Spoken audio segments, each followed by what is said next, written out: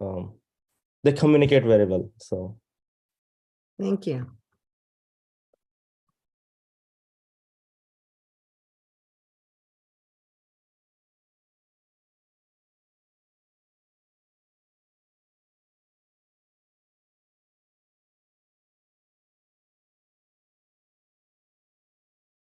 okay, so it's 8 o'clock. Devotees keep joining. That's okay.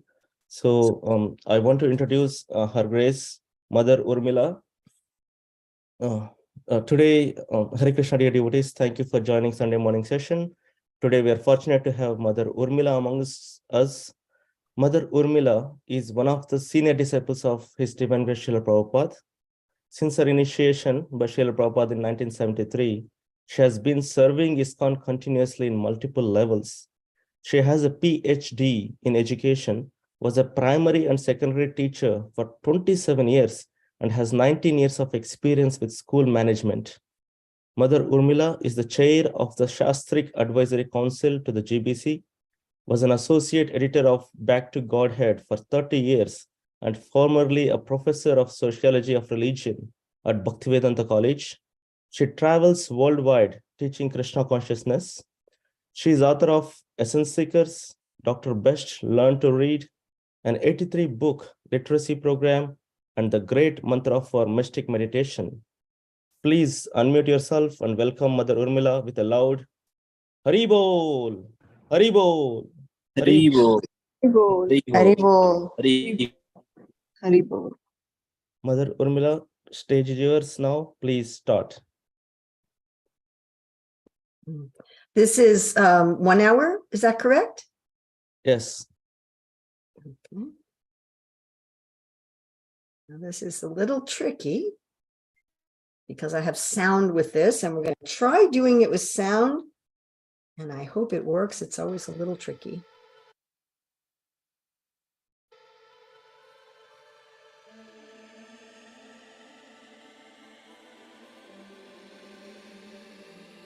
Can you hear the sound? Yes, we can hear the sound. Yeah. Oh, there. Can you hear me speaking over the sound, or is the sound too loud? No, we can hear both. Nice. They're together going good. All right. Nama Om Vishnu Padaya Krishna Prastaya Bhutale Srimati Bhaktivedanta Swami Niti Namane Namaste Saraswati Deve Gauravani Pacharane Nirvasesa Sunivadi Paskacha Desatarane Vandeham Shri Guru Shri Yuta Padakamalam Shri Gurun Vaishnavamscha Shri Rupam Sagrajatam Sahagana Raghunatham Vidhyamstam Sajivam Sadvoitam Sadvadutam Parijana Sahita Krishna Chaitanya Devam Shri Radha Krishna Padam Sahagana Lalita Shri Vishakam Vitamscha Vanchakalpatubhischa Kipasindaviyabhata Patitanam Pavanavyo Vaishnavabhyo Namo Namaha. So it is May 7th, 2023 in central New Jersey, and we're going to be meditating on Lord Nrsingadev. And we're particularly going to be meditating on this concept of friends and enemies, because it was the concept of friends and enemies that started the discussion of Nrsingadev in the Bhagavatam. The question was asked that if the Lord has no friends and no enemies, as he says in the Bhagavad Gita, then why does he seem to favor some and not favor others, right? Paritranaya sadhunam vinashaya duskritam. So that story of Nrsingadev was given to answer this question of how is it that the Lord appears to our friends and enemies. The topic of friends and enemies is also very relevant to this story, because Prahlad Maharaj, when he goes to the school of Sanda and Amarka, he's taught to see the world in terms of friends and enemies. And he rejects this concept. So Prahlad doesn't see his father or the demon children or his teachers as his enemies, and Narada as his friend. He sees everybody as part and parcel of Krishna. So I'd like to examine this for ourselves. So how much are we in this friends and enemies mood? Some of you may be familiar with Stephen Covey's book, and my godbrother, Sridhar Swami, asked me to read 2 chapters of it, which I read, the one about personal mission and the one about what's the center of your life. And there are many people that have their friends as the center of their life. There are other people who have enemies as the center of their life. Even I know devotees like this. So their main focus is on an enemy. And as soon as they defeat one enemy, then they find another one. Certainly Hiranyakashipu's whole mood is on friends and enemies. So to what extent is this our center? To what extent is our center Krishna? And to what extent is our center friends and enemies? So to ask ourselves, how much time, energy, and anxiety do we put into maintaining or controlling our relationship with our friends and enemies? And we're defining friends as those who help and support us, and those who oppose or harm us. Whereas what Prahlad Maharaj says is, do not discriminate in your heart between enemies and friends. Make your mind equipoise towards everyone. Except for the uncontrolled and misguided mind, there is no enemy within this world. If a person is victorious over the 6 enemies and is equipoise toward all living beings, for him there are no enemies. Enemies are merely imagined by one in ignorance. So imagine if we were actually equipoised towards everyone. How much happier we would be if we saw Krishna's hand behind everything. Right? If we saw Bhoktaram Yagatapasam, Sarvaloka Maheshwaram, Suridam Sarvabhutanam, Gyatramam Shanti Richati. If we saw that God was the one enjoying what we do, that he's the controller of everything in our life, that no one can help us or hurt us, Made Krishna Rakeke, Rake Krishna Madeke, and that everything he does is for our good. But one may ask the question, well, of course I'm partial. God seems to be partial. He seems to, as we've already said, Pratranaya Sadhunam Vinashaya Chajuskritam, he seems to do that in this Leela as well. So what is the answer? The answer given in the beginning of the 7th canto is God is not partial, but existence favors reality and truth. In 7:1:11-12, it's stated, the controller of the material and spiritual energies, the creator of the entire cosmos, creates the time factor to allow the material energy and the living entity to act within the limits of time. This time factor enhances the sattva guna. So the word sattva is interesting. Twa means like ness, like happiness. Sat means that is true and that is real. Sattva means truthness, goodness, realness. So the example that I always like to give is you have a room. Maybe some of you are outside, but I'm in a room. My room has walls. It has 4 walls. It has 2 windows, and it has a door. So if I want ingress or egress, if I want to go in or out of the room, I use the door. I do not use the windows. Now I'm on the ground floor. So if I use the windows, I wouldn't get hurt, but it would be very inconvenient. And I certainly don't use the walls. Yeah. And if you're on the 2nd or 3rd or 5th floor, then using the windows will be rather painful. So does this mean that the person who designed the room, the architect, the builder, that they designed the walls and the windows to cause pain? Are they favoring those who use the doors and hating those who use the walls and the windows to try to get in or out of the room? And the answer, of course, is no. The walls have one purpose, the windows have another purpose, the door has another purpose. And if you use the walls and the window and the door for the purpose for which they are designed, then you are happy. If you try using them for another purpose, then you will be not happy. And this is not the fault of the architect or the builders. So if our actions are in harmony with truth, we enjoy. If our actions are opposed to truth, we suffer. That happiness and distress is not indicative of Krishna's partiality. And imagine if you keep walking into the wall and then you're saying, oh, Lord, Lord, Lord, please let me not get bruises. If you're walking out of the window and, oh, Lord, let me walk out of the window and not get broken bones. It makes no sense. The Lord is going to be face palming and saying, that's not what I made that for. So this is the answer given, that if you're in harmony with truth, then you will be happy. And if you're not in harmony with truth, you won't be happy. If you try to eat, like I have some nice watermelon juice here, Mahaprasad. If I drink the juice, I'll be happy. If I try to eat the cup, I will not be happy. That is not the fault of the person who designed the cup or the person who juiced the watermelons. That is not their partiality. And we have this story to give an example. So this is the story of a father who saw enemies everywhere and a son who had no conception of friends and enemies.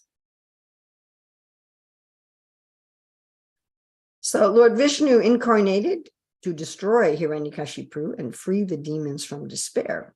Now we know Hiranyakashipu had a brother, Hiranyaka, and he was killed by Lord Varaha when Hiranyaka tried to destroy the earth. But Hiranyakashipu, he didn't see, oh, my brother tried to destroy the planet. He tried to destroy the earth, and therefore Lord Vishnu killed him. He just said, my brother is my brother. He's a nice guy, and Lord Vishnu killed him. Therefore, Lord Vishnu is my enemy. And he's always seeing enemies. Yeah? And so what was his response to this? He wanted to destroy anything that had to do with Lord Vishnu. So he told his followers to pollute the yagyas, to cut down the trees, to burn the villages, and avenge the death of my brother. So of course, we see many demoniac people acting like this. There was one man in Pennsylvania, his young daughter had died from disease or something. So he went to an Amish school and shot all the little girls. Why did God do this to me? God is my enemy. So there are people who think like this, but even people who don't go around shooting up classrooms may think like this. They get very angry at God for the difficulties in their life. God becomes their enemy. And then Hiranyakashipu thought, well, I don't just want to try to attack Vishnu. I also want to put myself in a position where Vishnu's not going to kill me. So let me gain power. Let me gain power through austerities.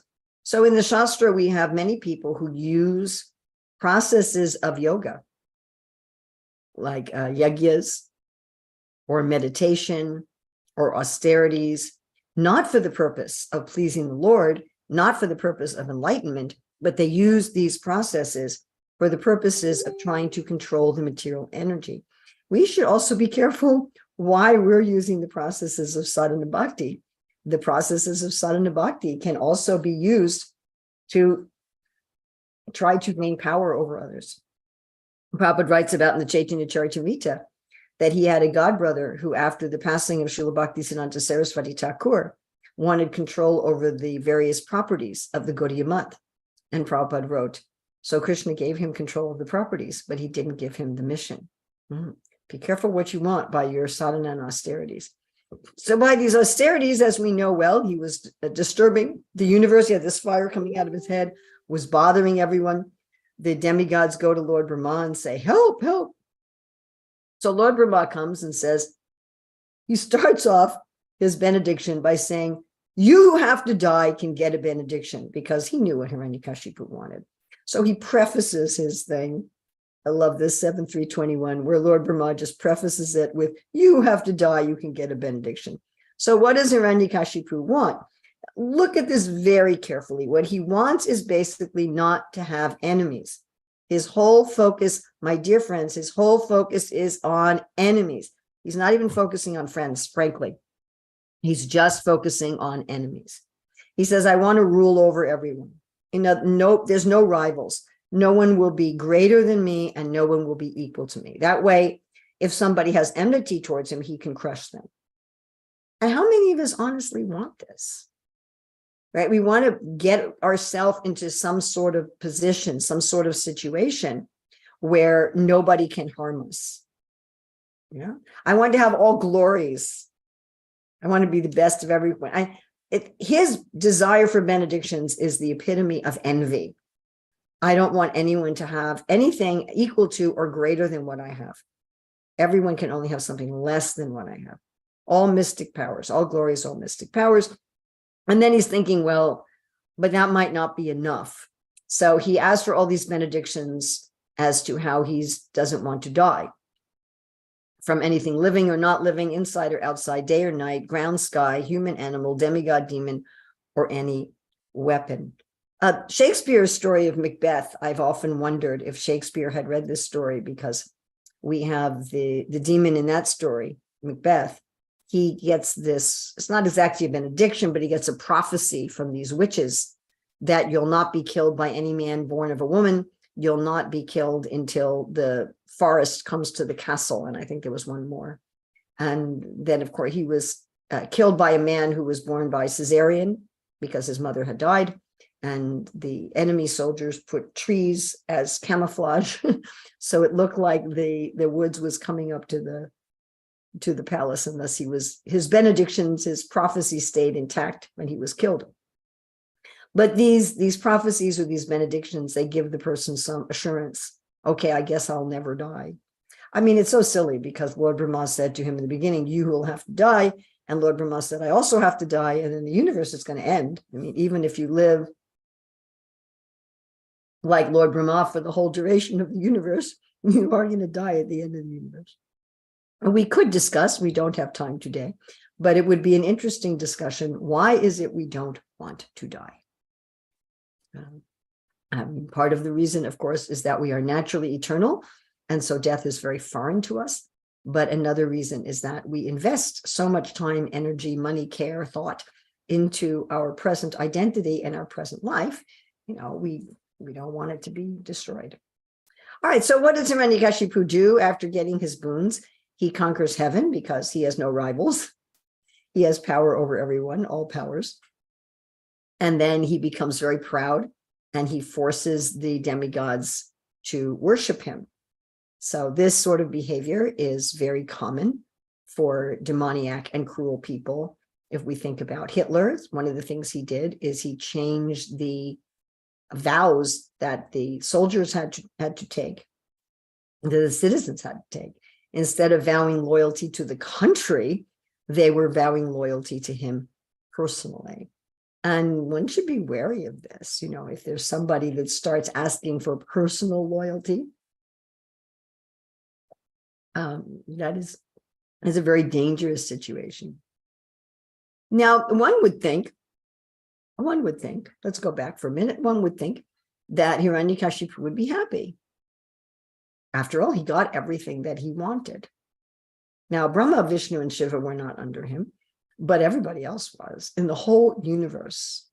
You know, there's so many fictional stories and movies and stuff about, you know, people who want to rule the earth or who want to rule the universe. And he really did rule the universe, and he had everything. I mean, anything you could think of that you would want in this world, he had. So one would think he would be happy. I mean, we generally have lower aspirations. Like, I just think, oh, if I could get a good, comfortable pair of shoes, I would be happy. Like, I used to have I have small, wide feet that need arch support, and then I don't want to wear leather. And I want shoes that slip on and off quickly, because I'm a Hare Krishna devotee who goes in and out of temples. And there's not very many shoes like that, I guess. You know, my shoe needs are not popular in the world. And so there was a shoe brand that I was using, and whenever it would wear out, I'd buy the same kind of shoes. And then, of course, as happens in the world, they stopped making that kind of shoe. Well, they kept making it, but they started putting leather on it. And I said, okay. And it took me months, I mean, literally months of trying from all different companies and all different places before I could find a pair of shoes that actually fit me and was comfortable and wasn't leather, and I could get out in and out of quickly. And so, you know, I'm thinking, oh, if I could just, now I have them, so don't worry. If I was just thinking, if only I had the right pair of shoes, then I would be happy. And, you know, we tend to fixate on these things. Like, somebody will think, if only I could find the right husband or wife, I'd be happy. If only I had a child, I'd be happy. If only I had more money, I would be happy. If only I had a better job, I would be happy. If only I lived in a different place, I would be happy, whatever. So Hiranyakashipu had all of that stuff. Was he happy? No. How do we know that? Well, here's one indication. He chastised the demigods very severely and for no reason. My dear friends, this sort of behavior is a sign that you are not happy, right? If you yell at people and you're annoyed with people, even when it's just normal life and they didn't do anything, there's something bothering you. Maybe you have a headache or a stomach ache, or you're worried about something else, and so you snap at people. And this was very severely. It wasn't even just like yelling at people. He was punishing the demigods for nothing. Happy people don't do this. Secure people don't. People who feel secure, you'd think after all his benedictions, he would feel secure. People who feel secure in their position, they don't act like this. So this is a symptom that he wasn't happy. You know, when you learn how to write a story, you're told by your English teachers, English professors, show, don't tell. So don't say, Hiranyakashipu was still miserable, but you show examples that can indicate to people that he was miserable. This is an example we can tell if we're miserable, right? If I'm getting angry at people over very little things or nothing at all, there's a problem that I have. Now, here's another indication. He was always intoxicated. People get intoxicated because they're not happy. Happy people don't need intoxication. They're already happy. Intoxication is to dull your awareness of your own emotions and your own problems. And people, of course, nowadays, we not only have chemical intoxicants, we have electronic intoxicants. You know, people who just are absorbed in computer games or television or movies or, you know, something to try to escape my suffering. Something to try to numb my suffering. I mean, I had a devotee the other day say to me, whenever I have these strong feelings, I just try to numb them. Now, he's not taking intoxication or something. He's trying to internally numb them. And this is not the way. And so this was another indication that Hiranyakashipu was unhappy. How amazing. My dear friends, what is our big lesson from this? Everything in the material world without Krishna consciousness will not make us happy. And we really need to believe this. I mean, obviously, we might need to buy ourselves a pair of shoes. We're not going to go barefoot in the stores or at work. But it's not that these things are going to make us happy. I mean, it is true that having a right pair of shoes is definitely nicer than having uncomfortable shoes. That's true. Sometimes just moving your furniture around improves the quality of your life. That's true. But having these things doesn't fill us with the satisfaction that we are looking for. And we get fooled by the fact that just moving around our furniture or changing our schedule, right, doing some small material change in our life can significantly add to our quality of life. I mean, significantly. I bought a new rug, a little entrance rug to catch the dirt from walking from the outside. And it significantly had a significant effect. I didn't have to be constantly cleaning that part of the house. But those things don't make us happy. We get fooled. Oh, this makes my life so much better. These shoes, this rug, this new job. And we think that that alone is going to fill us with the kind of happiness that we are looking for. Unlimited. Ananta. Yoginam ramate ananta. The yogis enjoy unlimited happiness. All right. Meanwhile, when Hiranyakashipu was doing all these austerities, his wife Kayadu was staying at Narada Muni's ashram for protection, because when Hiranyakashipu was doing these austerities, the demigods were trying to kidnap her. And Narada Muni instructed her about bhakti. So when Hiranyakashipu came back, she gave birth to a child, Prahlad.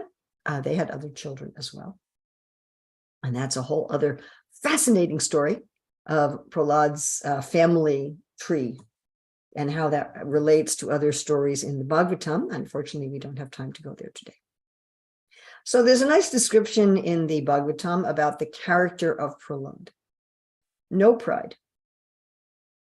That's astonishing. He's the son of the as we would say in Hawaii, the big kahuna of the whole universe. You know, generally, if your father is a big man, like my father was a big man, my father was a very well-known, famous man. And I grew up with some pride in that. Oh, my father is a big man. But Prahlad had no pride. Not agitating when put into danger. I was just hearing Srila Prabhupada speak about this yesterday, how he was one of the people who didn't evacuate Calcutta when it was being bombed in World War II, and how he wasn't agitated. He just saw, oh, here's Krishna coming in the universal form. If I die, then that's Krishna's mercy. Not agitated when they're in danger. Considered everything material to be useless, and therefore he was completely devoid of material desires. Now that's very understandable. All he had to do was look at his father and say, didn't work for him.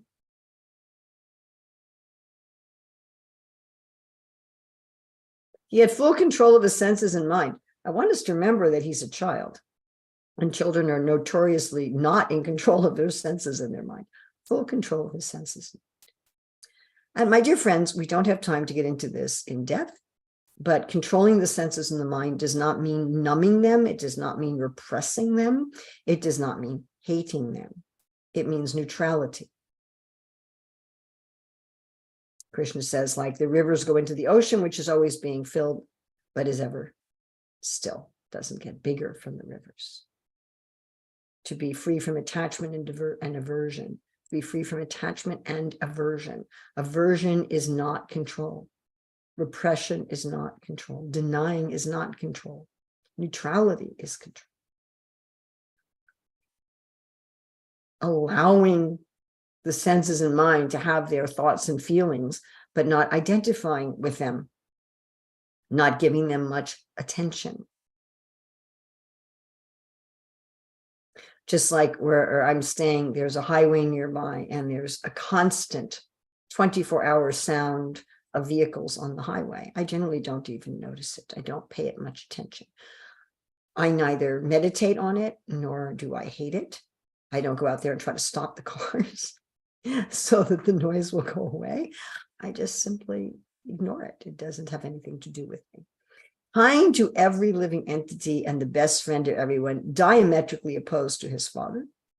To respectable persons, he acted exactly like a menial servant. To the poor, he was like a father. To his equals, he was attached like a sympathetic brother. This concept of how we treat superiors, equals, and inferiors is central to trying to be a devotee. Narada Muni tells Dhruva that if he acts this way, he will be free of material miseries. Now think of that. Wouldn't we like to become free of material miseries? Yes, right? Yes. Who wants to become free of material miseries? Me. And this is how we do it. This is how we do it.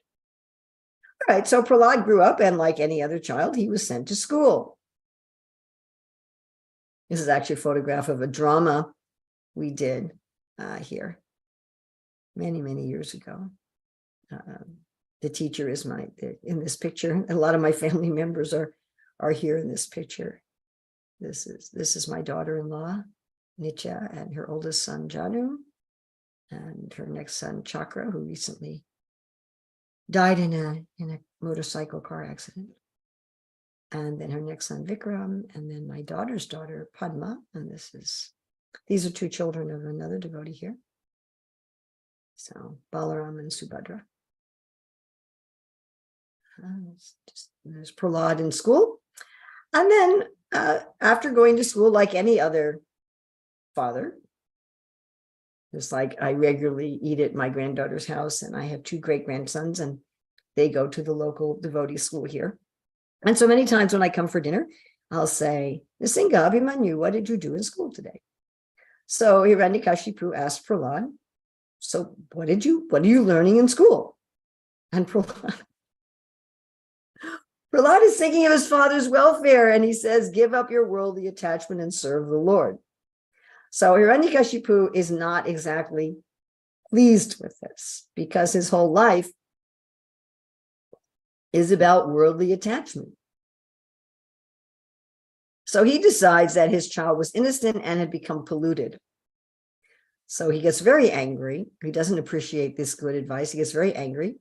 And he tells the teachers, he said, don't allow any devotees to come in disguise. Prabhupada comments in this purport how devotees may sometimes adopt different disguises for the sake of preaching. So then the Sandhanamarka are very concerned. They're very concerned that Hiranyakashipu may blame them for Prahlad's inclination towards the Lord, towards Vishnu, who Hiranyakashipu considers his enemy.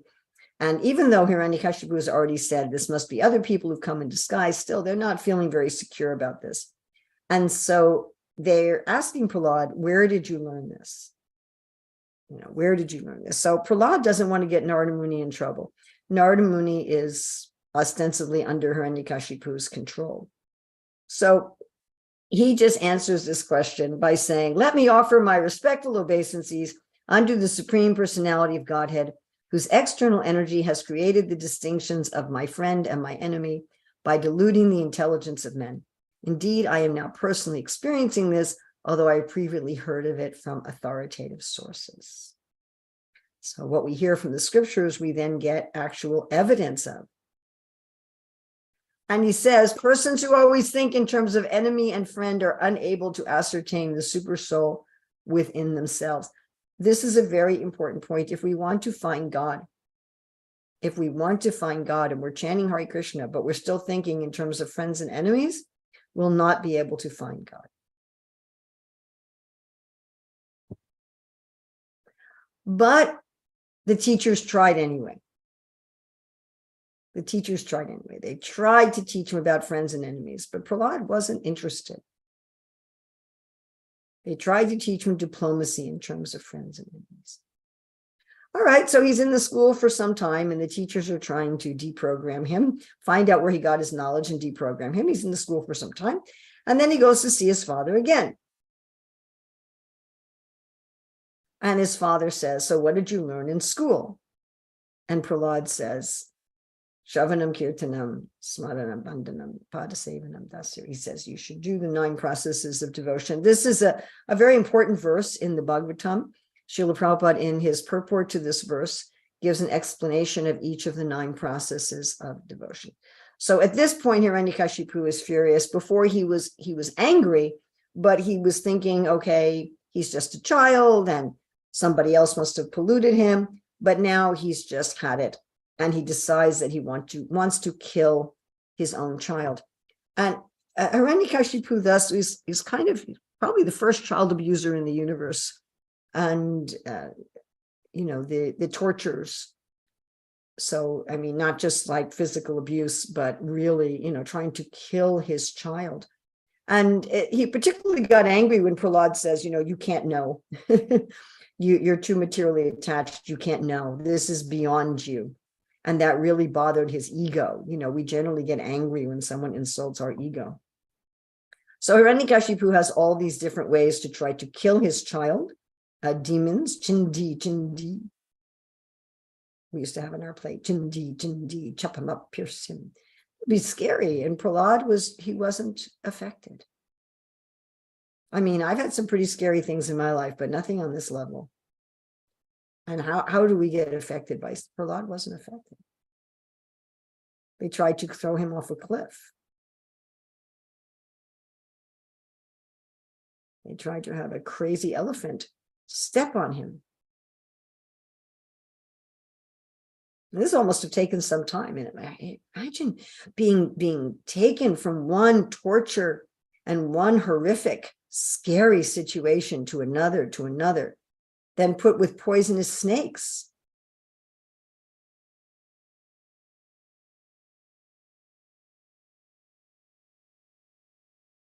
Throwing rocks on him. I mean, any one of these, we would be just devastated. Being put into fire.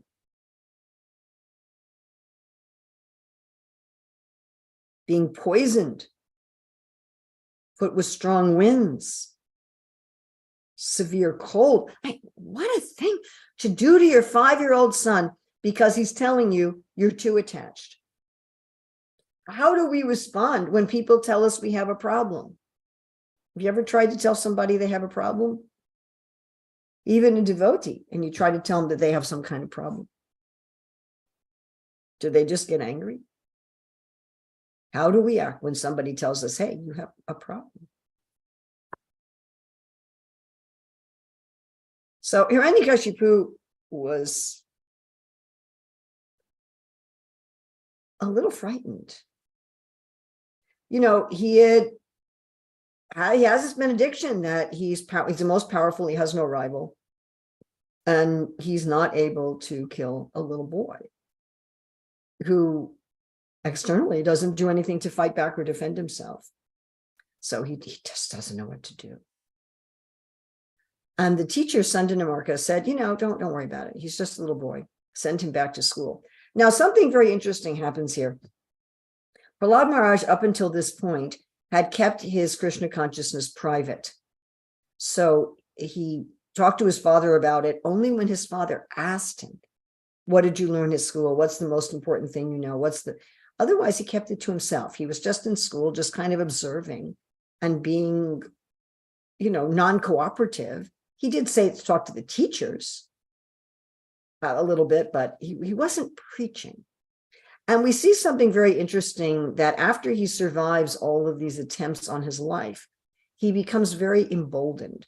And you could imagine that if someone tries to kill you over and over again and you don't get even scratched, then Prahlad was already fearless, but at this point, he's really fearless. I was thinking about this situation also in hearing Prabhupada talk about the bombs falling on Calcutta, and the Prabhupada himself was not injured. And these sort of experiences increase our fearlessness. All of these qualities of the devotees are dynamic. They're not static. So even if you're absolutely fearless, you can become more fearless. It's not that because Prahlad becomes more fearless, he was less fearless before, but it increased. And he's like, okay, nobody can hurt me. Why not share this? So he goes to the school and he starts to preach to his students. And they ask him, to the other students, and then they ask him, how did you learn this? And he told the story of how he was in Narada's ashram in the womb and how he learned in the womb.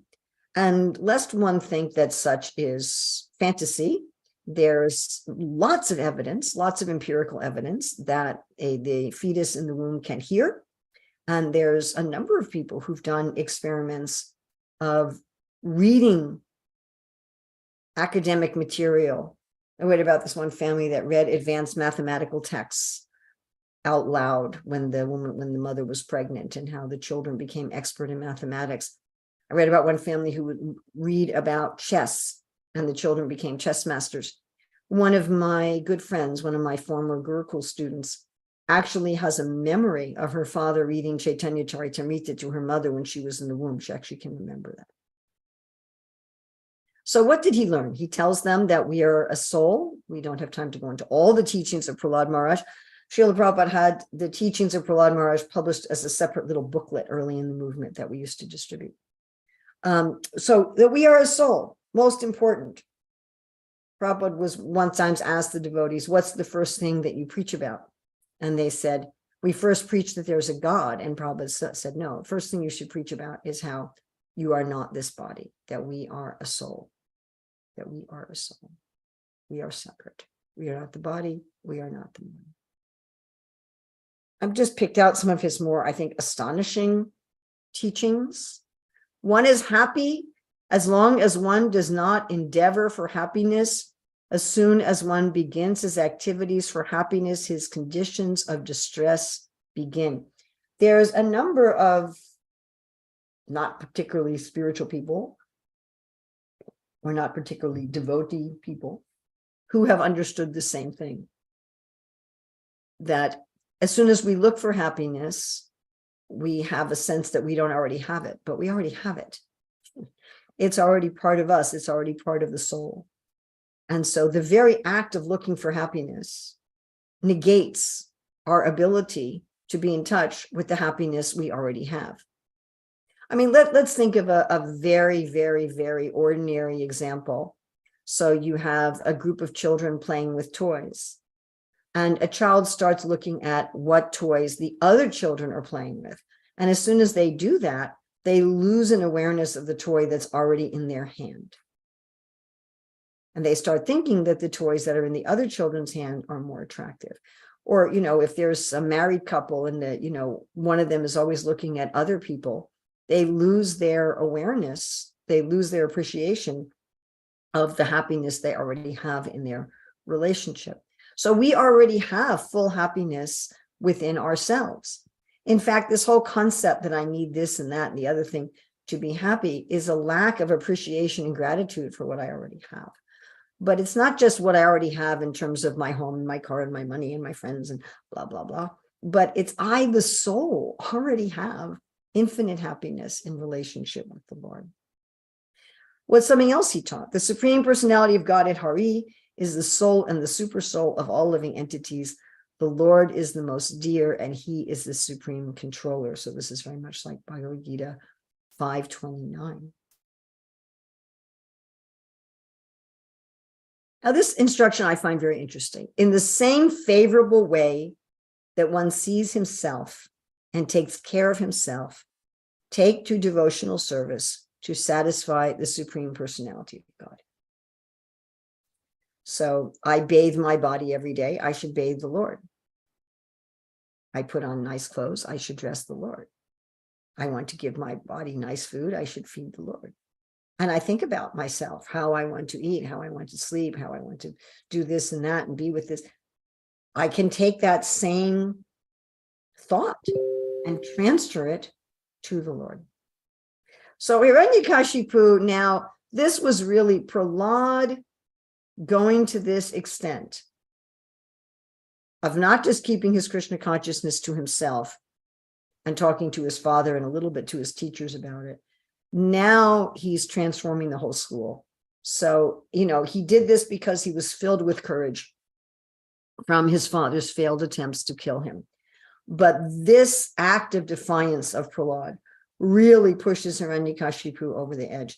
Now, it's interesting also, one would think that Hiranyakashipu, having tried to kill his child repeatedly and failed, would, kind of think that maybe he couldn't kill his child.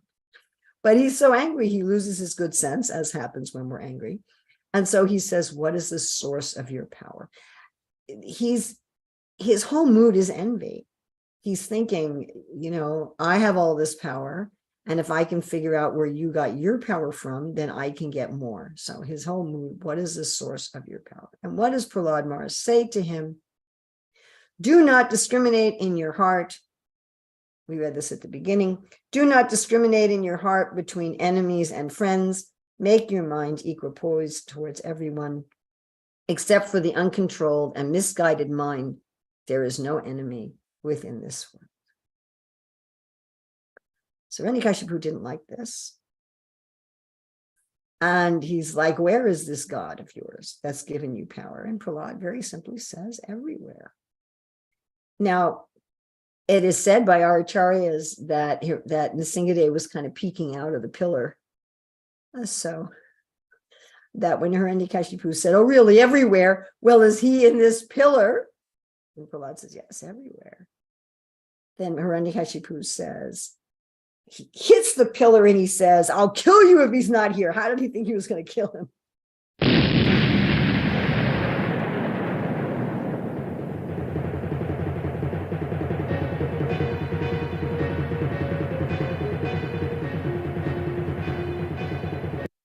So first there was this great sound. What is that sound? What is that sound?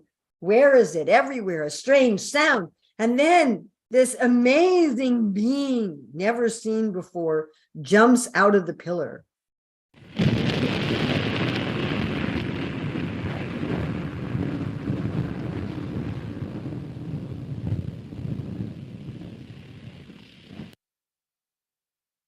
Hiranyakashipu says, who is this half man, half lion who has come to kill me? Maybe it's Vishnu, but what is the use of such an attempt? I am immortal. And thus, He starts to fight with Nrsingadev. The other soldiers came forward and also come to fight with Nrsingadev. And Nrsingadev's arms, which resembled flanks of soldiers, spread in all directions as he killed the demons, rogues, and atheists with his conch shell, disc, club, lotus, and other natural weapons. As the demon Hiranyakashipu attacked, he could not be seen in the Lord's effulgence. This is a real photograph, untouched, unphotoshopped, of Lord Nrsingadev in Mayapur. When the photographer took the photograph, it didn't look like this. And then later when she looked at it on her computer, this is what it looked like. Nrsingadev then captured the great demon along with his club, like Garuda might capture a great snake. Lord Nrsingadev gave Hiranyakashipu a chance to slip from his hand, just as Garuda sometimes plays with the snake and lets it slip from his mouth. Like we see cats do this. Nrsingadev is a cat. Cats like to play with their prey. Sometimes it seems like the demons are victorious, my friends. Sometimes it seems that the Lord is conquering them and then the demons get away and become victorious. This is just the play of the Lord. And the demigods become distressed. They were hiding behind the clouds. They were very disturbed. They thought, oh no, Hiranyakashipu is going to know that we were cheering for Nrsingadev, and now Hiranyakashipu is going to be victorious, and we're going to be punished. Roaring, Nrsingadev rushed at Hiranyakashipu, who attacked him bravely, closing his eyes because of Nrsingadev's laughter. Lord Kapiladev says, meditate on this laughter. Furious and angry, Lord Nrsingadev caught Hiranyakashipu and let out a roar as he carried Nrsingadev to the doorway. Highlight. And easily, poor Hiranyakashipu.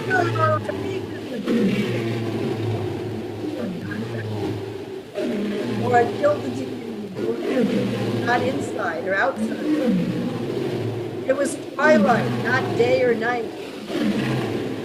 The Lord appeared not as a man or as a man.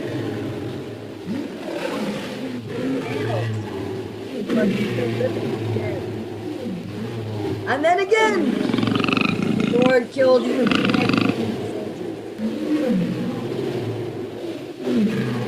Breathing, agitated, an ocean. Because of the pressure of his lotus, all the hills and mountains hang up. Tolerable. He's still so angry.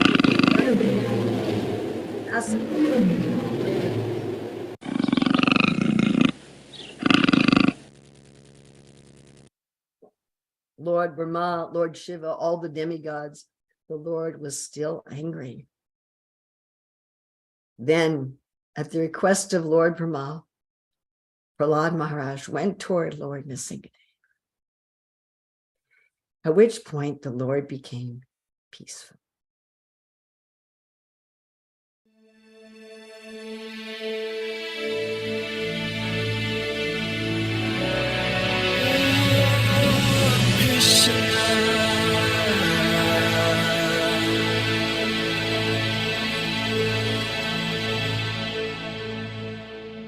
Lord Nrsingadev put his hand on the head of Prahlad, at which point Prahlad felt himself to be completely free of all material contaminations and desires. And he experienced symptoms of ecstasy, the sattvika bhavas, his eyes filling with tears. And Prahlad said, I am not afraid of your ferocious mouth and tongue, your eyes bright like the sun, or your frowning eyebrows. I do not fear your sharp, pinching teeth. Pretty scary, huh? The demigods were afraid. Even Lakshmi was afraid. Your garland of intestines is pretty scary. Your mane soaked with blood. Your high wedge-like ears. Nor do I fear your tumultuous roaring or your nails, which are meant to kill your enemies. Now we see this mood that Prahlad got preaching to the other children. He says, I do not wish to be liberated alone, leaving aside all these poor fools and rascals. I wish to bring them back to shelter at your lotus feet. And the Lord asked him, please take some benediction. He says, it's my pastime to give benedictions. And Prahlad said, well, I'm not a merchant. If you want to give me something, let me have no material desires in my heart, and please forgive my father. He said, my father committed grave offenses against me and against you, but please forgive him. And the Lord says, I know you don't want any material opulences. But I order you, interesting, says, I order you to enjoy the opulences of the demons in this world, acting as their king until the end of one Manu. So the Lord wants devotees to take positions of responsibility in the world, even though the devotees may not be so inclined. We don't want all the devotees just to live in ashrams and holy places and chant Hare Krishna. We want devotees to be heads of state or heads of cities and heads of companies. And, we want devotees in all positions of influence in the world. This is very, very much the desire of the Lord. And therefore, Prahlad Maharaj, Lord Nrsingadev left, and Lord Brahma crowned Prahlad Maharaj as the king of the demons. Nrsingadev Bhagavan ki jai. So we can call people friends if they help us to connect with the Lord. But nobody else can really be a friend. And who can hurt us? We are infallible. We can't be hurt by anything. So imagine, as we asked in the beginning, what would our lives be like? How would we feel? How would we move through life if we were really equipoised because we had firm faith and friendship in the Lord? Tabakara kamala varena kama singham dalita hirana kasipu tana ringam ke samadrita narahari rupa jaya jagadish hari. Jaya Jagadish Hari, Jaya Jagadish Hari. Prabhupada ki jai. Nrsingadev Bhagavan ki jai. So I hope you all enjoyed that presentation. We have about 5 minutes. I don't know if you have facility for questions or. Yes, thank you very much for this wonderful enlightenment, Mother Urmila. Especially the audio at the background was giving me goosebumps as Nrsingadev was killing Hiranyakashipu. We learned so many lessons throughout this session. Now, I want to quote them because I noted them. One thing really wanted me to think is why we don't want to die. That question is still there. And I'll go, maybe many devotees will go and think about it because I never thought about it. Yes, there is a hesitation, but I never thought about it. Well, one way I could answer that, yes. We used to have a philosophical skit in the early days of ISKCON called The Wrong Bank Account.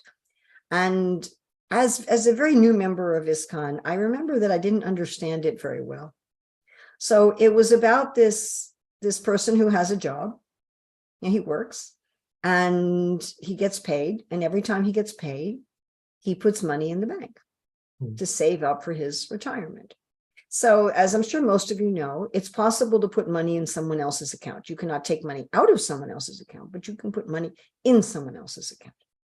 So if you have just the bank routing number and their account number, you can deposit money in their account, right? We have so many means of doing that now. We have like Zelle and, where all I need to know is your phone number and I can put money in your account.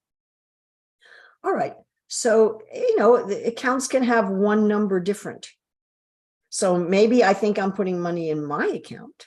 Maybe my number is 72345, and instead I'm putting, 78345, whatever, I have one number wrong. And so when the end, he comes to withdraw his money when he's retiring, there's no money there. And what happened? Oh, you were putting your money in someone else's account. So in our life, we are generally putting our time, our care, our thought, our money, our energy, our resources into our identity of this life. So I take care of my parents because I'm their child. I take care of my spouse because I'm married to them. I take care of my children because they're born of me. I take care of my house because that's where I live. I take care of my job because that's how I get my money. And then I do a lot to develop my personality and my abilities. I mean, I've gotten graduate degrees. I've studied so many things. There's so many things I know. And I put a lot of time and care and energy into knowing those things. There's a lot of things that I become very expert at, and I put time and energy and care and money and so many things into being expert at that. And then there's things that I've created in my environment. Maybe I've created a nice room or a nice house, and I have artwork on the wall, and I have furniture that I like, and I have gardens that I like. And then I put a lot of time and care and effort into forming relationships, into making friends with people, into taking care of my family relationships, into neutralizing my enemies. I've been pouring all of that, but it's all not me. None of it is me. Not any of it. I'm kind of like an actor who's put everything into their drama. There are actors like that, like Tom Cruise is like this. He'll spend a year working on one stunt. Yes? 1 year working on a stunt that could be created by CGI. Could be created by CGI in an hour. And he spends a year working on it. And, so that he can say, I've actually done the stunt. But it's for a character in a movie. It's not for him. There's nothing to do with him. The character is doing the stunt, and everyone knows it's a fictional character. So that's exactly what we're doing. And what is death? Death means all of that is finished. It's over. Imagine you put all that into your movie, then the movie's over, and let's say it wasn't even available anymore. Nobody's even watching it. It's just done. So that's why we're terrified of death. As long as we're identifying with this body and this mind and these our accomplishments, our mental accomplishments, our physical accomplishments, our family, our friends, our enemies, our environment, everything, as long as that's our identity and that's what we're pouring money into, then death is absolutely terrifying because it takes all of that away. And then we start with nothing. We start all over again. And we've been through this many times. I mean, it's kind of like these people who build this big sandcastle, this big sand sculpture on the shore, And we've been through this. We've experienced it. Again, we're a baby and we don't even know how to talk. We don't know how to eat. We don't know how to use the toilet. We don't know how to dress ourselves. And it takes us years to learn all this stuff. And we've got years of going to school, so much work just to learn the alphabet of whatever our mother tongue is. Just reading. I mean, it takes months or years just to learn how to read, to learn how to talk. And then we've got to build everything up. So we're terrified.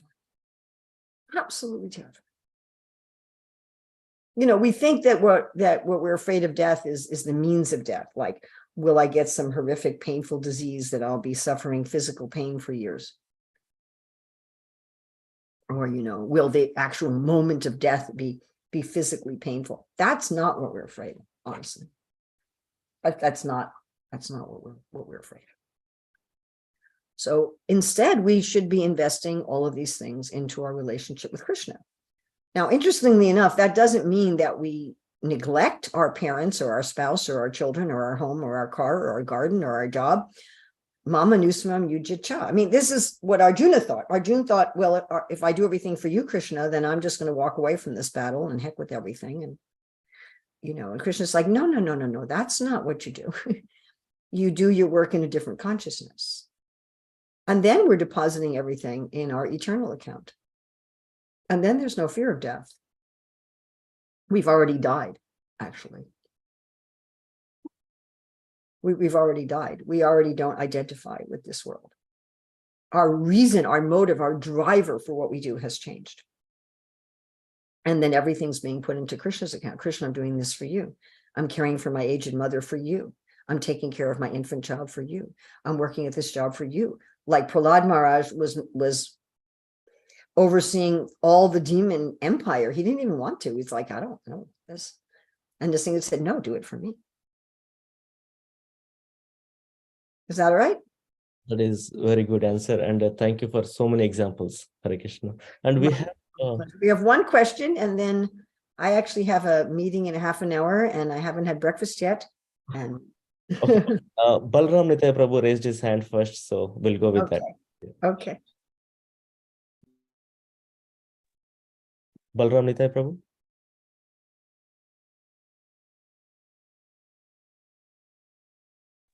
Hare Krishna, Mataji, can you hear me? Thank you very much for the nice class. Yeah. Mataji, I have heard so many times, that Hiranyakashipu was actually incarnation of Jaya and Vijay. Yes. Prahlad Maharaj is the incarnation of whom? Who was playing Prahlad Maharaj in this Leela? I think he's just himself. So he's eternally Prahlad Maharaj, and he's just playing that part. It's an interesting question you have, because there's a purport in Chaitanya Charitamrita where Srila Prabhupada says that only one time when Nrsimhadev appears are Hiranyakashipu and Hiranyaksha, Jai and Vijay. But other times when Hiranyakashipu appears, these persons are actually just demons. Oh, okay. So there is a purport like that in Chaitanya Charitamrita. And so your question may also respond to, who is Prahlad, and does every time the Nrsimhadev appears, is it exactly the same story? That particular question has always interested me, because we hear two things. Like we hear that Durvasa Muni gave Srimati Radharani a benediction that everything she cooked would be like nectar. And it said that she never cooks the same thing twice. At the same time, we hear that the Leelas are repeating. So let's think of this, I'm going to do a little extrapolation here, but let's think of this in terms of our human desires, because Prabhupada writes in the story of Krishna fighting with Jambavan that the Lord has all the same inclinations and desires as any other living being. So if there's something I really like, I want to repeat it, correct? Yep. Right. Okay. So like my older sister and her husband used to make this incredible cheesecake. I mean, I grew up in New York City, and so I grew up eating the best cheesecake in the world, right? You guys are in New Jersey. You've all heard of New York cheesecake, right? So I grew up eating the best cheesecake in the world. But I tell you, my sister and brother-in-law, they made better cheesecake than you could find at the best cheesecake places in New York and North Jersey. So I really like that cheesecake, so I want to repeat it. And I wrote down the recipe. I got the recipe from my sister, and I make it again and again. And it's nice making something that's familiar, right? Mm-hmm. Right? It's familiar. You know what it is. And so you want to eat it again and again and again. But I also like variety. So I really don't want to eat that cheesecake every day for breakfast, lunch, and dinner. I want some variety. And I like other kinds of cheesecake too. And I like other kinds of cake. So I also like variety. I have both desires. I have a desire to repeat pleasurable. Can you have the recipe? Sure, but not right now. Have somebody write me separately. I'll send it to you. It's a very light cheesecake. It's very different than most cheesecakes. It has a cookie recipe crust. Anyway, it's quite different. So we want to repeat experiences that are pleasurable, and we may want to repeat them practically exactly as they are. Like, I want to do that again. I'm thinking of when you have a young child, and you throw them in the air and catch them. Yes, and if you were parents, you know this game. Or our kids would like to sit on top of a chest of drawers and jump into our arms. And they do that, and then they say, again. And you do it again, and then they say, again. And you do it again, and then they say, again. Right? Or little children, you read them a story, and they say, again. You don't need to buy too many books for children. They're happy to hear the same one 1,000 times. So we like this, and we also want variety.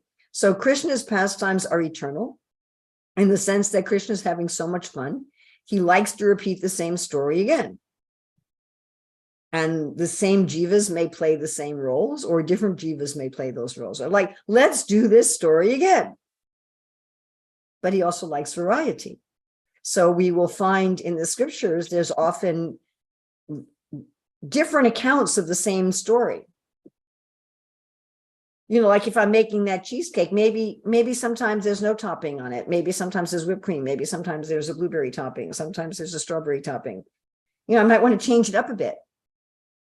Right? So I might want to do it exactly the same, or I might want to change it up and say, well, let's have this variety.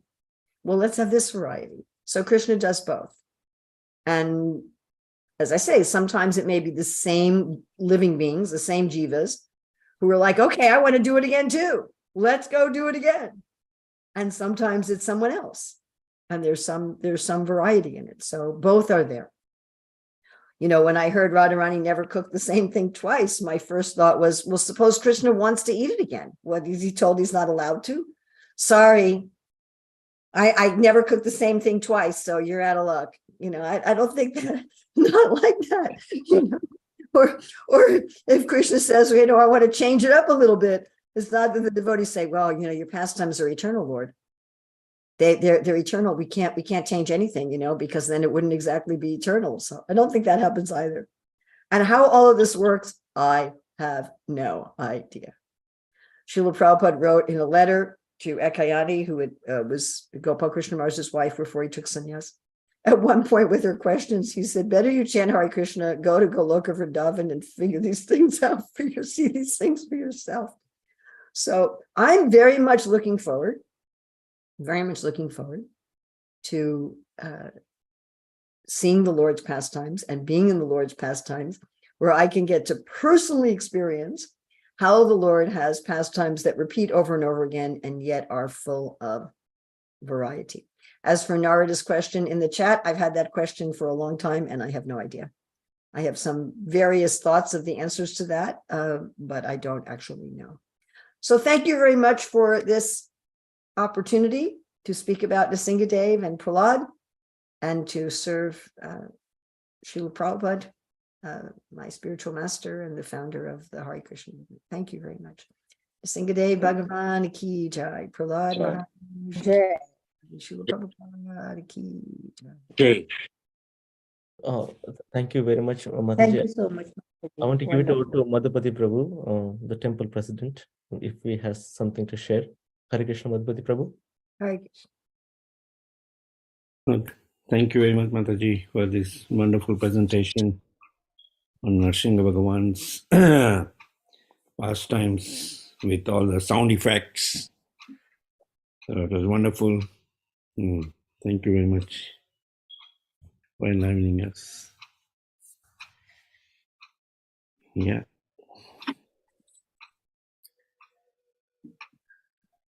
Hare Krishna Prabhu, you have anything else? No, Prabhuji. Thank you. So, do we talk about the coming program, Prabhuji, for the next week? No. Okay. So, as far as the announcement is concerned, in the evening we'll have an extended celebration of Nrsinga Chaturdasi. We have Badahari Prabhu visiting us and Dwakadish Prabhu and Vishaka Mataji. So Dwakadish Prabhu and Vishaka Mataji will be giving our Sunday Feast class, and Badahari Prabhu is going to lead Kirtan, extended Kirtan. So please look forward to attend the Sunday program in time so that you can take advantage of this wonderful association of devotees who are in our yatra today. Apart from that, next weekend is Mother's Day. So we'll have, nice celebration at the temple. So, and Govinda's is on next Saturday. All you can eat lunch buffet, Mother's Day special. So you can avail that facility. Also, there is Rath Yatra in Parsipani, Jagannath Rath Yatra in Parsipani next Saturday. Again, please attend that also. That's about it. Yeah, thank you. Thank you all for joining. Let's pay obeisances to all the devotees. Vanchakalpatarubhesh. Vanchakalpatarubhasya kripa sindhubheva cha Dana Bhavebhyo Vaishnavebhyo Namo Ki jai. Jai. Mr. Venkateshwar Prabhupada ki Jai. Gaura Premanande. Hari Hari. Hari Hari Bol. Hari Hari Bol.